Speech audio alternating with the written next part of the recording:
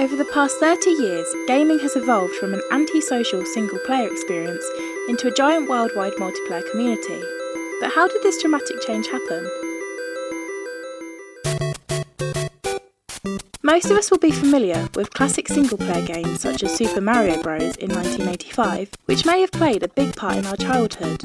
But in that era, the majority of games were something you played by yourself, with no real social interaction.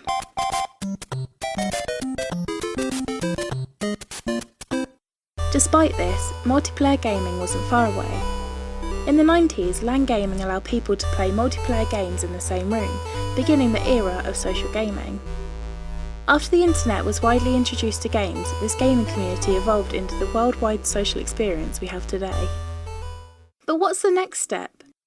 To find out more, I delved into the world of the Two Pigs, a nightclub stashed down the back alleys of Cheltenham, host to the monthly LAN event, Keylan, and what I found deep in the dark corridors of the building was Andrew. I'm Andrew Hammond. I'm one of the organisers from the Cheltenham gaming community club, Keylan, which features on getting a bunch of PC gamers together, bringing their own PCs or renting them, so that we can combine a social atmosphere with competitive gaming side as well.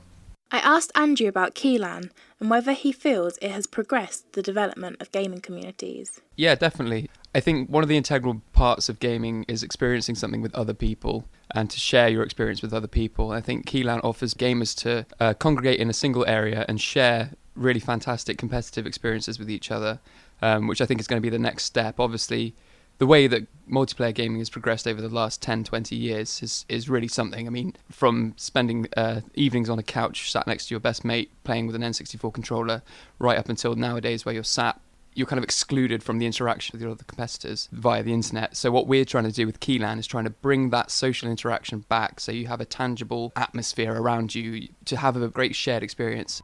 So it seems that even though we have this worldwide multiplayer community, there is still a lack of social interaction. As Andrew explains, Keylan is providing this well-needed component, but why is the Two Pigs so suitable for this? We have our own private bar for people to go and purchase drinks, purchase alcohol to kind of help facilitate that social atmosphere, and it's really paid off. It's growing at the moment, so we're having really, really great feedback from everyone. The fact that you can sit with friends, have a few drinks, play a few games, have a laugh, it's good. It's different to your average night out.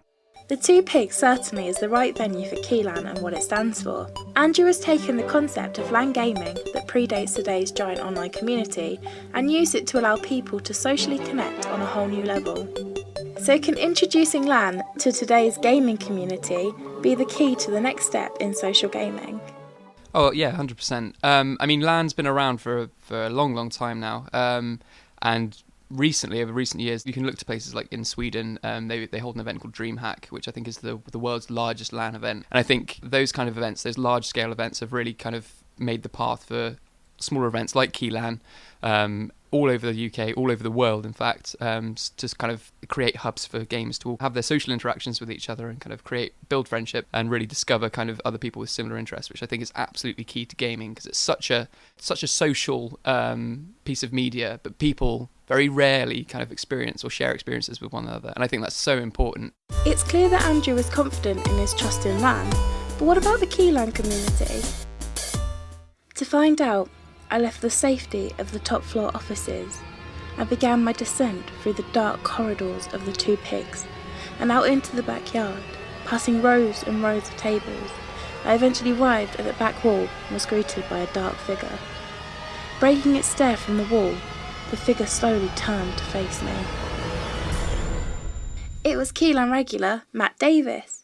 I asked Matt about his experience at Keylan and what it was like to be part of this community. It takes a bit of effort to bring your PC to one of these things, and it's worth doing because you meet all these other people, and you get a lot of information, a lot from just speaking to people about running your PC and stuff like that as well, and meeting your friends and things like that, and have a good time, have a bit of fun, play a few games. It's nice to be able to shout at the person that's just killed you, or whatever game you're playing. Then it's really good to just be able to throw abuse at them across the room as well as just rather across the internet. So Keylan seems to be a big success with the community. The Two Pigs venue seems to be the perfect setting for social gaming. The open bar, the music and the sociable environment team of Keylan creates a whole new kind of event.